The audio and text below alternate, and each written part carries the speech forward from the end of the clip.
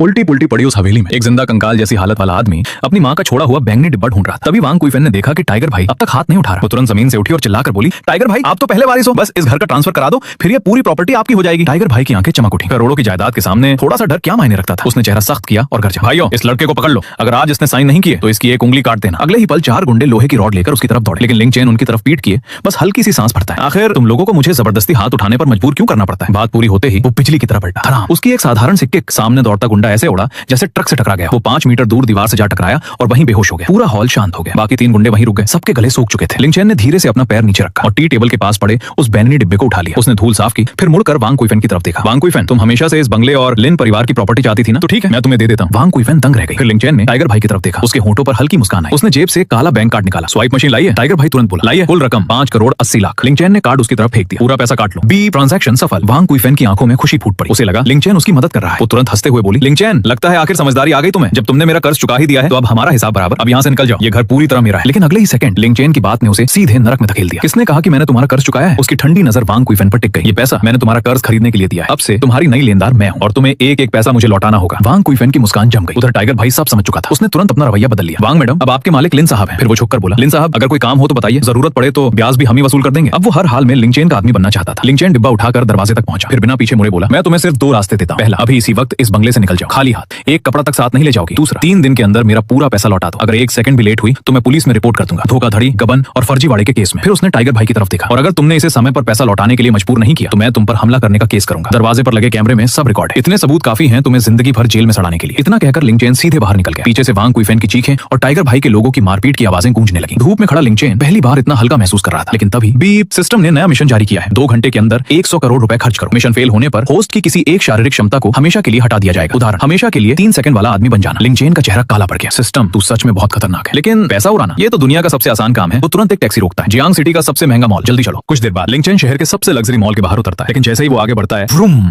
एक लाल रंग की फरारी उसके सामने आकर रुकती है। कार का शीशा नीचे होता है और अंदर बैठी लड़की को देखकर लिंग चेन हल्का सा मुस्कुराता है। वो थी उसकी एक्स गर्लफ्रेंड चेन लू। उसने सनग्लास नीचे किया और ताने मारते हुए बोली, अरे ये तो लिंग चेन है। सुना है तुम्हें घर से निकाल दिया गया, अब फूड डिलीवरी करते हो। तो क्या आज खाना डिलीवर करते करते गलती से इस हाई फाई जगह पर आ गए। यहाँ के सिक्योरिटी वाले भिखारियों को अंदर नहीं जाने देते। जब लिन परिवार बर्बाद हुआ था तब चेन लू ने 1 सेकंड भी नहीं लगाया था उसे छोड़ने में और सीधे किसी अमीर लड़के की गर्लफ्रेंड बन गई थी। लेकिन लिंग चेन गुस्सा होने के बजाय हंस पड़ा। उसे तो वैसे भी अपने पैसा उड़ाओ मिशन के लिए दर्शक चाहिए थे। वो शांत आवाज में बोला, हाँ भीख मांगने आया हूं, लेकिन आज खाना नहीं। उसने पूरे मॉल की तरफ देखा, पूरा मॉल खरीदने। चेन लू पहले 1 सेकंड चुप रही, फिर जोर से हंस पड़ी। लिंग चेन लगता है गरीबी ने तुम्हारा दिमाग खराब कर दिया है। तभी कार का दरवाजा खुला। एक मोटा आदमी बाहर निकला। उसने फूलों वाली चमकीली शर्ट पहन रखी थी, छोटी छोटी आंखें और चेहरे पर घमंड साफ दिख रहा था। उसने लिंग चेन को ऊपर से नीचे तक देखा और हंसते हुए बोला, बेबी यही है तुम्हारा वो डिलीवरी बॉय एक्स बॉयफ्रेंड। चेहरा तो ठीक ठाक है लेकिन निकला पूरा कंदाल। अरे भाई इस मॉल का एसी भी शायद तुम्हारी 1 महीने की सैलरी से महंगा होगा।